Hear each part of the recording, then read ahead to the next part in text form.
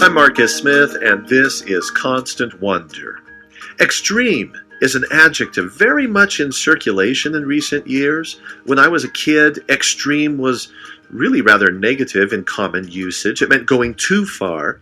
Today, extreme often has positive connotations. Somebody who is an extreme adventurer is ambitious, courageous, a high achiever. This word extreme has really remained quite constant in its definition for a couple of millennia. You could pull out the Latin. I do that from time to time. The simple meaning in Latin is precisely what it means today in English. If something is extreme, it is literally at the outermost boundary, the utmost, the farthest, the very last, or maybe it's the highest, the ultimate boundary, the greatest degree. You cannot go beyond the extreme thing. It's the end of everything. It's where the sidewalk ends. It's where a ship falls off the edge of the world. It is not the final frontier, because a frontier is a beginning.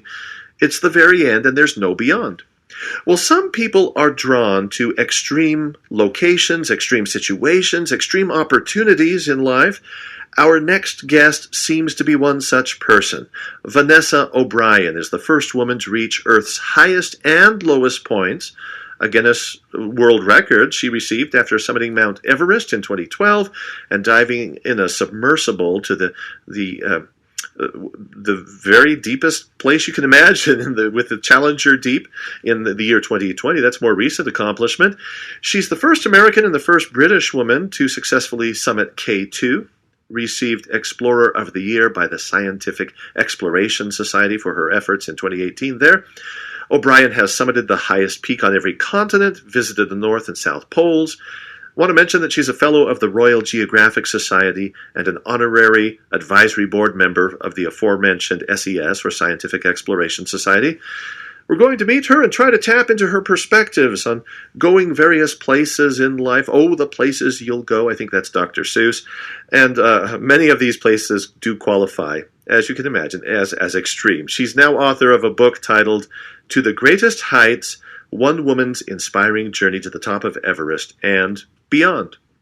Vanessa O'Brien, welcome to our program. Hi, Marcus. It's great to be with you. Thank you. So this is kind of a clinical question to begin with. Nature or nurture? Genetics or environment? Do you have any idea about the wellspring for your ambitious ways? That's a great question. That's a really, really great question. I think they both probably play a little bit into it, but I would certainly say nurture would tip the scales for me. This is, of course, if you were to take identical twins and, put them in different circumstances, would they come out the same or behave differently? I think nurture plays a big role sometimes in characteristics of how somebody reacts later on. So this means that your environment through your formative years may have played a role in this. Are we talking a family history, ambitious parents, or circumstances where you reacted to maybe parents who were not ambitious? I don't know.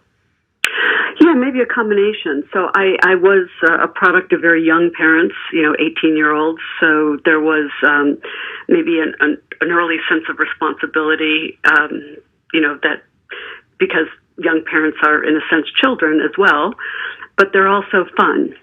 So they are the types that will throw the kids in the back of the car, and I always say the Griswolds as an example because we had the National Lampoon's,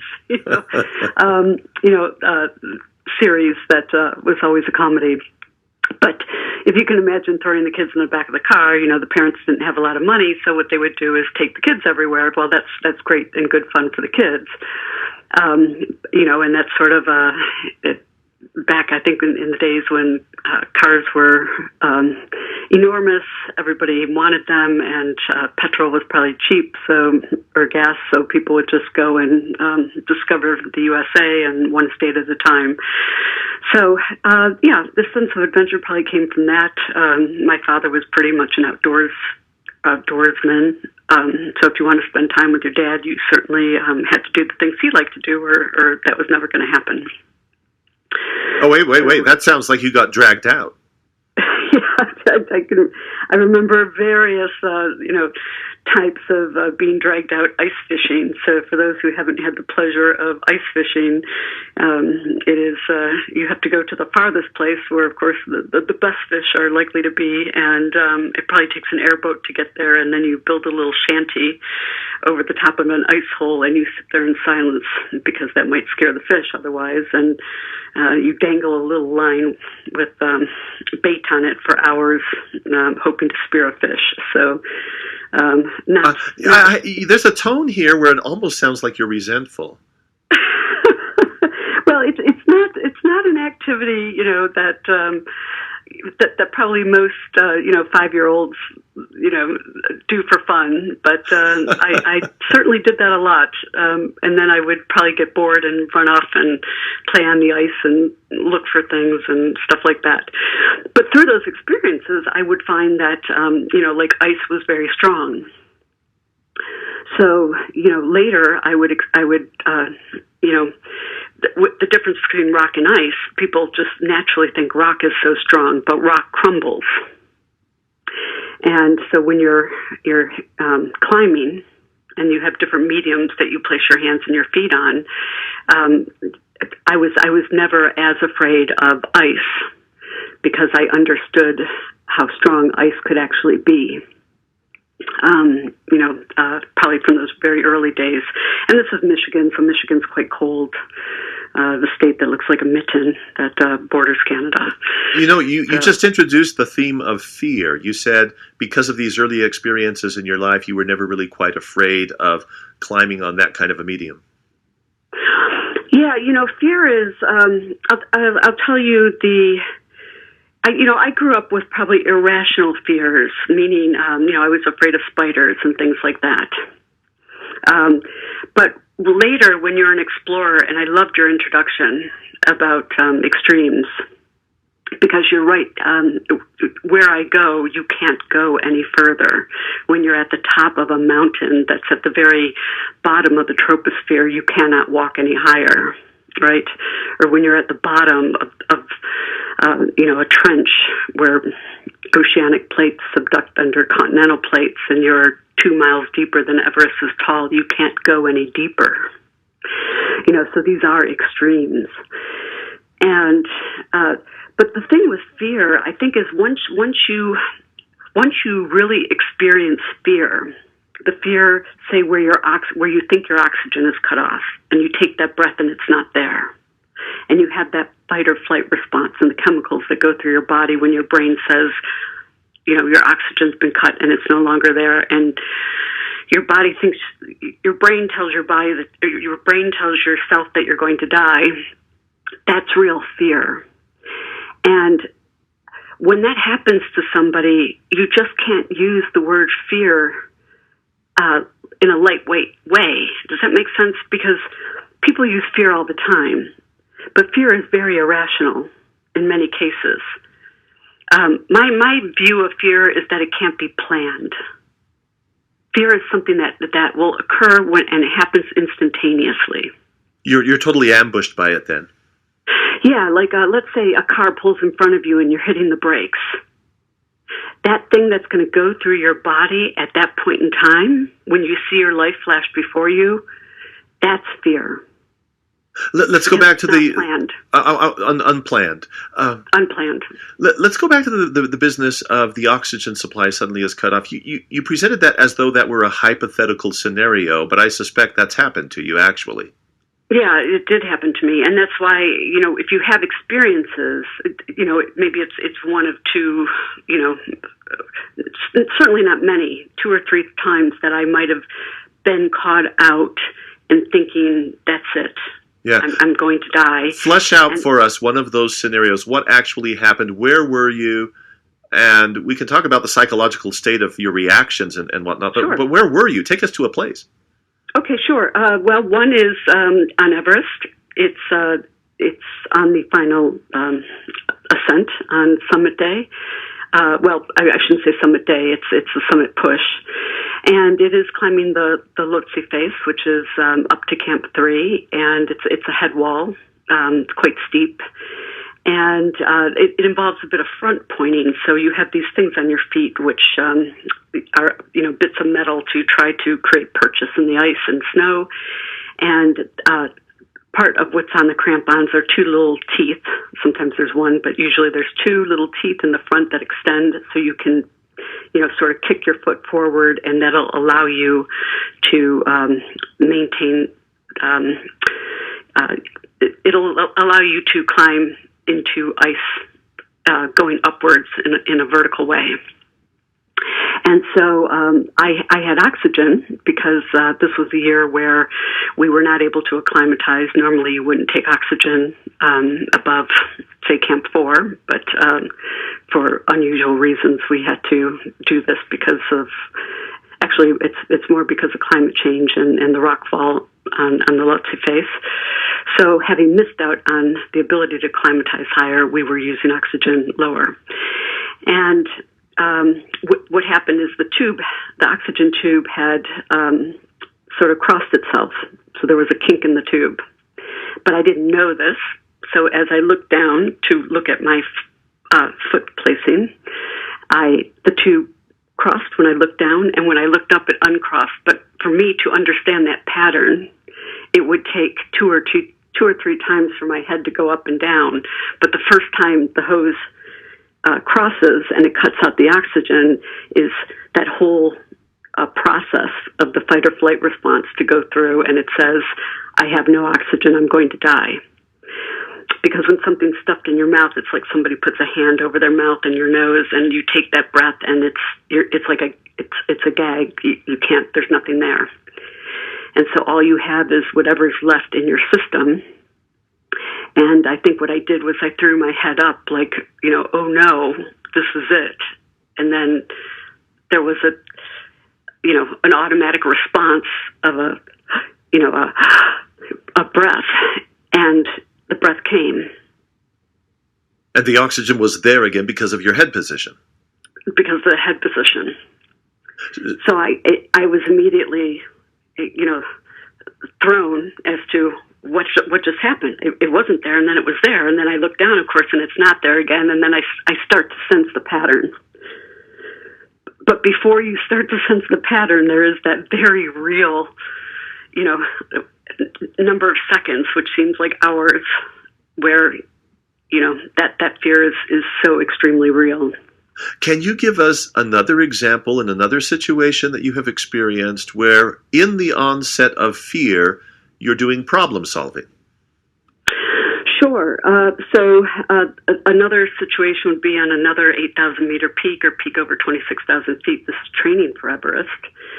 And I am rappelling, or some say abseiling, same thing, but lowering myself down a very long descent on a rope. And I am trying to meet somebody on a very narrow cliff below me. But as I'm walking off the cliff way up above, sort of backwards to start bouncing down the cliff, I realize that I am way, way, way off, say to the left, and he's way, way, way over to the right. And I'm running out of rope. And I'm thinking, oh no, how many bounces do I have before I can effectively make my way over there? Because I'm descending at a rate where I have only so many bounces, where I have to go from left to right to get to this cliff he's on.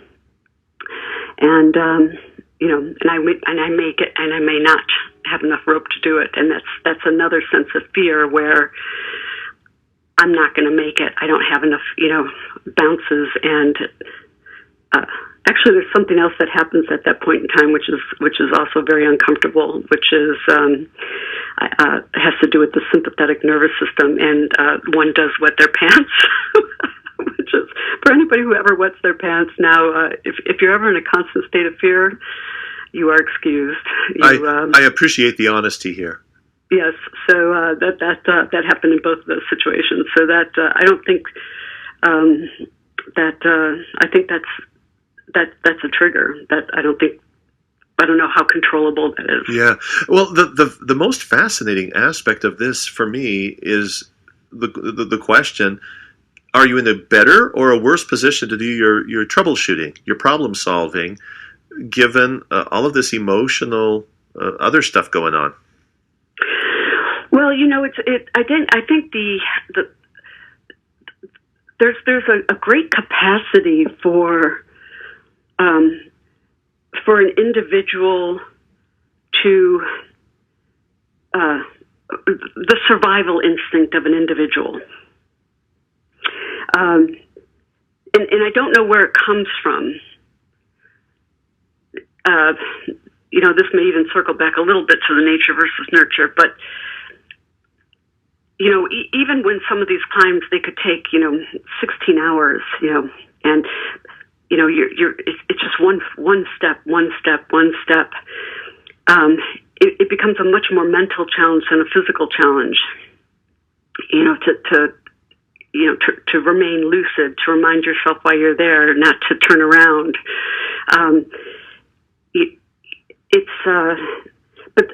But the body, there's some physical things that happen in acclimatization. If you're climbing and you're climbing high, your body builds red blood cells naturally in acclimatization, which are oxygen rich. So the body senses a deficit and it starts to give you more red blood cells. So part of it is nature, in that nature is helping you in an environment that it knows you shouldn't be in, so to speak, and it's biologically changing you to adapt. But in a situation that's extreme and intense, where you have to troubleshoot to survive, I think almost anybody would probably try to fight to survive in a survival instinct way. I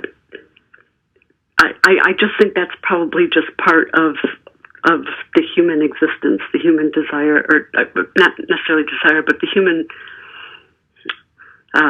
the wiring, maybe? Yeah, it might be wiring in that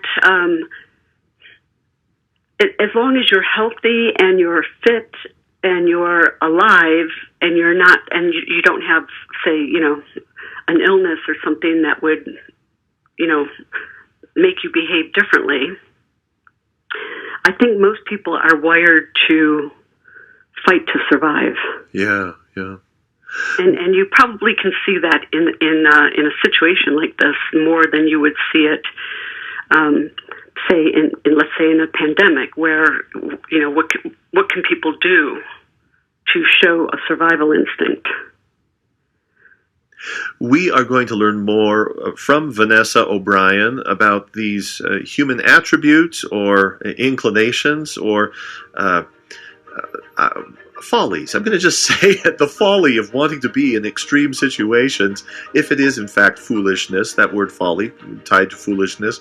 Vanessa O'Brien is with us, the first woman to reach Earth's highest and lowest points, and we're going to talk more with her after a short break here on Constant Wonder. Stay tuned.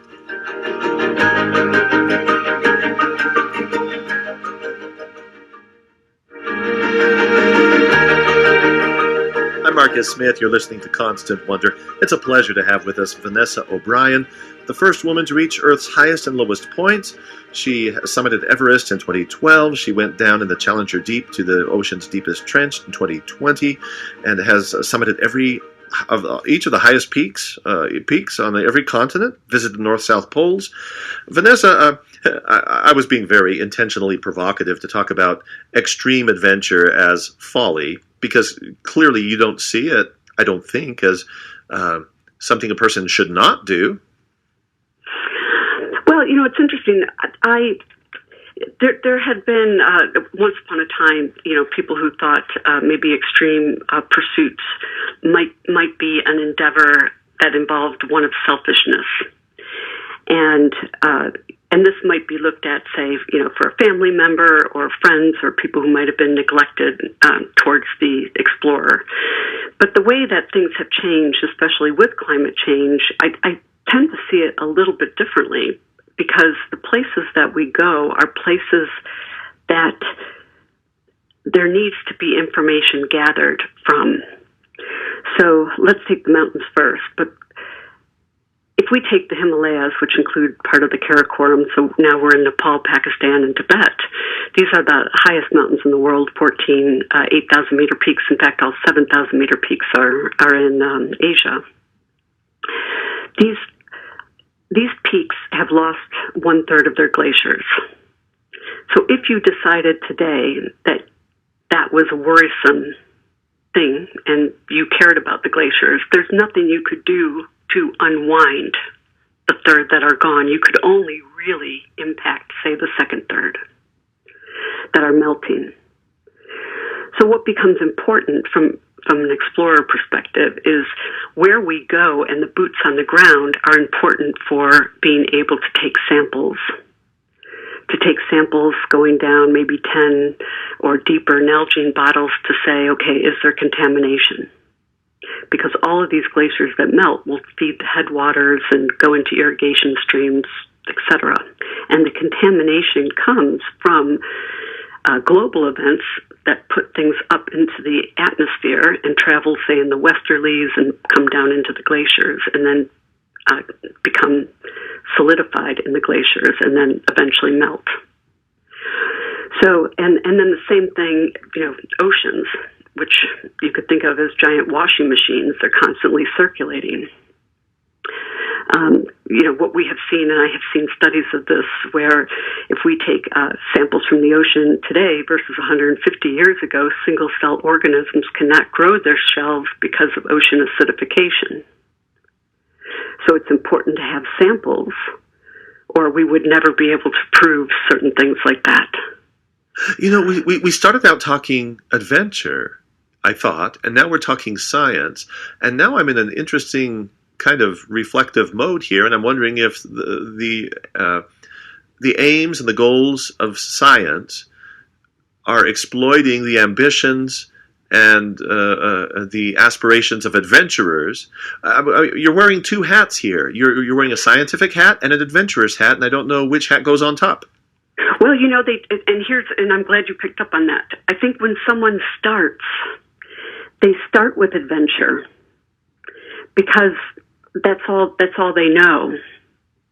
And as an adventurer, you go out and you find things. You go to places and you say, okay, well, that's interesting.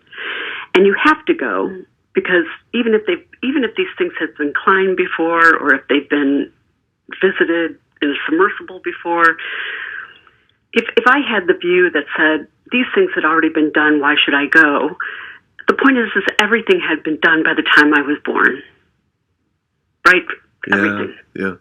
So if I had that point of view, I would never go anywhere.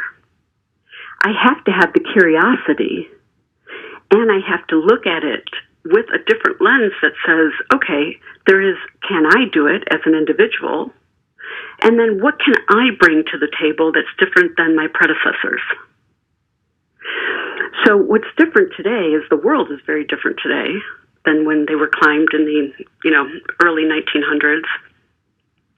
So I can bring a different lens.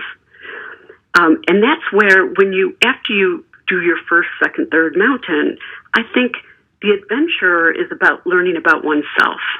The explorer becomes about going there to see what else you can give back and being attuned to the world in a greater sense, if you will.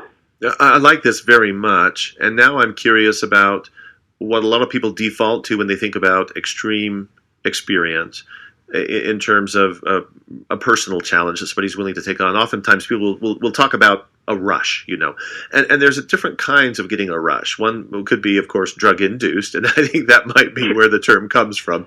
But the idea of, I would imagine that the people who first were able to come up with a vaccine for the COVID-19 disease, I would imagine that in a lab somewhere, they experienced a rush, that aha moment, that eureka moment, where they feel some kind of tremendous instant satisfaction that we've arrived at an important place. Then there's the kind of rush you get, because I've come not to the top of any Himalaya peak, but I've gotten to the top of a mountain and just felt an overwhelming sense of joy, for having made an accomplishment.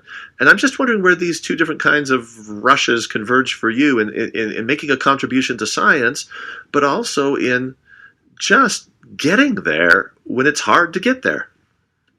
Yeah, absolutely. I think that they're similar but different, and they probably can be ranked. In other words, I think the joy of an adventure is being able to say that you accomplished the task, that you arrived at the top of the mountain, that you against all odds, and these are not easy things to do. So like the finish line of the Boston Marathon. Exactly. That's hard. I did do the Boston Marathon once, and it was very, very hard. Especially if you're not a runner. It is something that you have to qualify for. You have to do it in 6 hours, and that's that.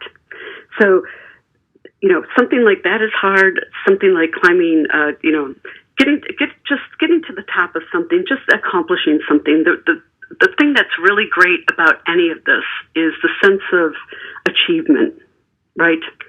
And this could be the same reason we get up every day. What did you do today that you can, at the end of the day, say, you know what, I feel good today because I did X. Otherwise people would just not bother. But it's a sense of achievement or fulfillment or something that they did something today, and they, that's great. Taking something like the vaccine is an interesting one because that's helping others, which I think is a little bit more powerful. I think that turns maybe a goal into, say, something higher like a sense of purpose. Yeah, now we've come back to the selfish versus selflessness theme. Yeah, exactly. And I think, if you, I can't help thinking back to something that I read about even, people in nursing homes and how if they were just given one task to look after a plant, and if they had to water that plant or they had to take care of that plant, that their happiness, index increased like 80%, because they were given something to take care of. Yeah. So people do need to take care of something or to show some sort of love or to show some sort of, something more altruistic. And you could call it kind of giving back. You could call it, helping out. You could call it, that's why it's always good if people do, charitable things, or if they help out, people or their neighbors, or, get involved in community events, or, anybody who has spare capacity, if they can do something like that, that sense of fulfillment is always greater than the sum of its parts. And that's why I think it's great for an explorer to go somewhere and to say, okay, look, I'm here. It's going to take me very little extra to do something for someone. That missed opportunity is too great to waste. So let's do a little experiment here. I want to test something out. Do you have something booked in the near offing where you're going to an extreme location? Well, I don't have anything booked, but my last one was Challenger Deep. Okay. And so going down to the bottom of the ocean, and I had read about the single-cell organisms and the shells and all of that, and so the first thing I thought of was I have to get the water samples. Okay. Because the next 150 years from now is today. So the objective was to gather data, gather samples, and so the science hat was on top for that. Absolutely, because, and in fact, it's the first thing I did on the ship, because I knew that there were limited bottles, and so there were 19 half bottles, and the first thing I did was mark them all up so that nobody else used them, and which is kind of a tough move, because I'm sure there might have been other things that people wanted to do, but I knew that these would at least go to the right place to do the same type of sampling, and I don't know what anybody else is going to do with them. Yeah, you had focus, and you were going to get that task done because that was paramount for you. Yeah, and what I find is, I'd say one thing probably that differentiates me is probably focus and concentration. So if it's on my, if it's something that I have put as part of the mission objectives, or something as an outcome of the expedition, I am very focused on it, and it's not like there's not setbacks. There's always setbacks, But you don't stray from it. You keep your eye on the goal. Yeah, absolutely. Yeah. And and which brings up just something about failure is failure is a data point. So it's okay to fail. It's just that absolute failure doesn't happen unless you give up. Yeah. Well, let me tell you where I was headed with this. I asked you if you had anything already on the calendar, and you said no. So let's be hypothetical. Let's suppose that in the next year you were given the opportunity to go back to Denali, or maybe it's going to be to Kilimanjaro, or one of these extreme locations.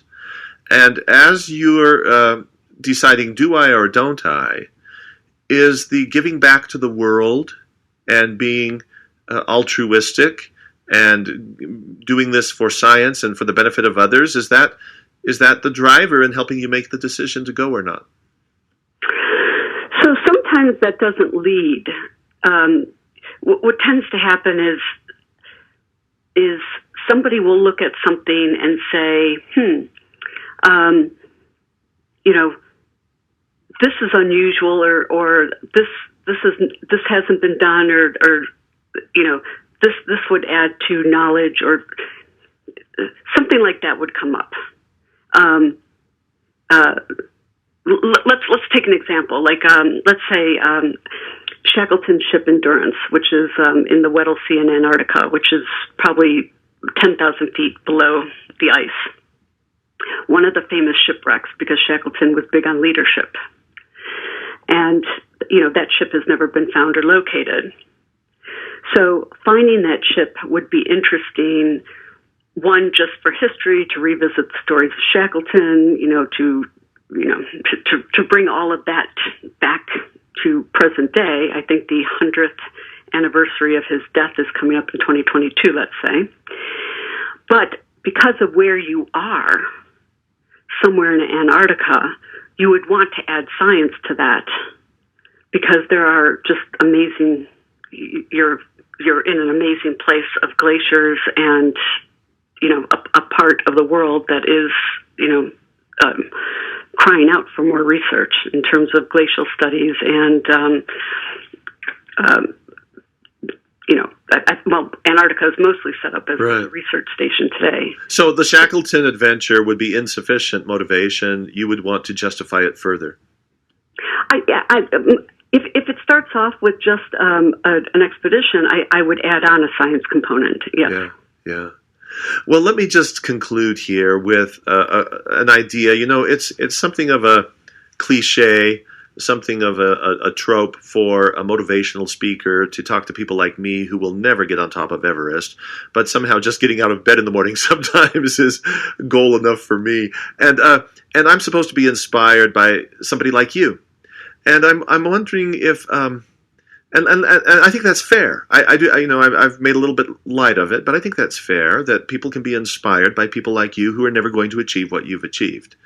Do you see a way to fully appreciate that I might climb a mountain here where I live that doesn't have snow year round, that has no glaciers, that doesn't even really have anything like a dangerous precipice, but that's going to be really a significant thing, and in my own way I might be making a contribution? Can you see that? Absolutely. In fact, it doesn't even have to be a mountain. So when I wrote the book, To the Greatest Heights, mountaineering to me was a metaphor. And what I mean by that is it was much more important for me to show using humor and taking people along with me on my journey as I learned to climb. And I'm literally Googling in the book, Everest, right? Where is it? How high is it, right? taking people along with me on this journey. It was more important for me that people understood that they could just pivot and get outside their comfort zone by taking a step. Because the step is what's important. And what I wanted to people to understand is that they have a safety net. The safety net's like a backpack, an invisible backpack on their backs. And it's all the knowledge, skills, and experience that they have accumulated in life that allow them to pivot and take these steps. So if they step somewhere and they say, don't like it, they can always go back because of what's in that backpack. But if they don't step forward, they remain, kind of stuck where they are, and they never know what's out there. So that's why I say the mountains are more of a metaphor. I don't, say that you actually have to climb a mountain. You could do anything. This could be a new vocation. This could be a new relationship. This could be a new city or town that you move to. I mean, this is not even necessarily an adventure. This is about life. Vanessa O'Brien, this has been rewarding for me, and I want to thank you for the time, and thank you so much for playing the radio game with me. I've enjoyed getting to the destination we've arrived at. Thank you so much. Thank you. Great to talk to you, Marcus. Vanessa O'Brien with us. Her book is titled To the Greatest Heights, One Woman's Inspiring Journey to the Top of Everest and Beyond. Becoming the first American woman to climb K2 is no light matter. The world's second highest peak is by far more dangerous, more difficult than Everest. What leads so many people to take such risks to achieve such heights, and why do even experts sometimes find themselves taking risks that they know that they should not? We're going to persist a little longer with this puzzle of human nature as Constant Wonder continues in a moment.